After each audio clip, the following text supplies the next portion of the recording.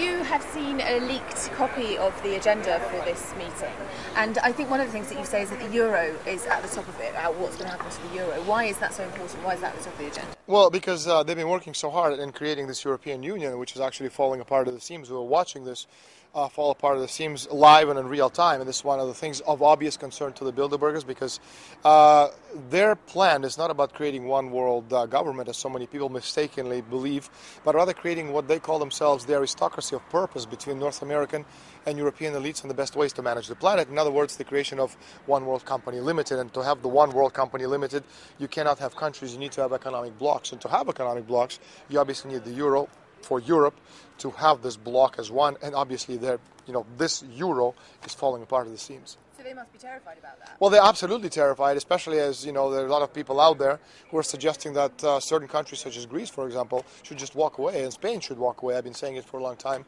Not only that, but actually France and Germany are also threatening to walk away unless certain steps are taken. Obviously, Germany does not want to carry the burden of this 750 billion euro bailout, of which Germany has to pay 150 billion, and we're seeing the consequences of it. That simply the people are sick and tired of what's going on, and the people are beginning to lose their fear, and that's what terrifies them more than anything else. It's not that euro can fall apart; it's the fact that people are beginning to lose their fear.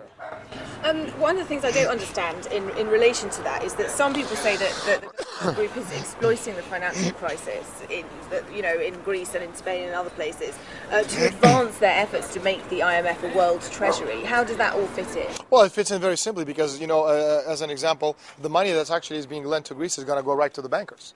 So Greece is going to be left without the debt and not going to get no benefit. The same thing has happened in Russia.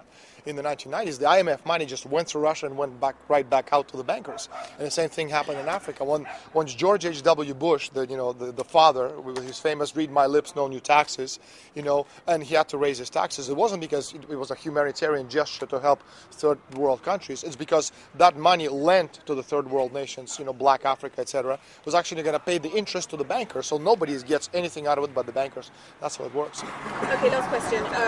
You say that there's a section in the agenda on Russia and Iran, but Iran is a diversion and Russia's the key there. What do you mean by that? Well, what I mean is that Bilderberg, and by Bilderberg I just mean the world power who wants to control the finances of the entire world, they have two enemies, traditionally two enemies in the world. One is China, one is Russia, for obvious reasons, historical, cultural, intellectual, ethical reasons, and neither one of these nations form part of any secret society, because Bilderberg, again, it's a Western, former NATO alliance.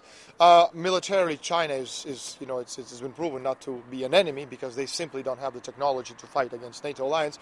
Russians, on the other hand, are not only a formidable enemy, but have a lot of the technology that the NATO alliance doesn't have, such as, for example, the Granite missile, which flies at 2.5 Mach, which is about 2,750 kilometers per hour. So it can, with a 500 megaton nuclear warhead, which is wipe out half of the United States. So simply speaking, these are the two main enemies. So in Afghanistan right now, what most people don't realize, the United States government the United States government is building 13 secret bases. In each one of these 13 bases are bigger than any other base in the world built by the American government.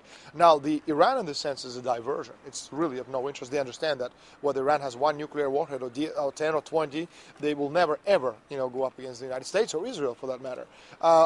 What they need is an excuse, to try to destroy Russia, invade Russia through a thermonuclear war, and in the sense, the southern flank is how they're going to actually try to do this. In fact, the American government has been playing computer war games, and they've been using this, entry as a way to destroy it. In fact, it even has a name. It's called Barbarossa III.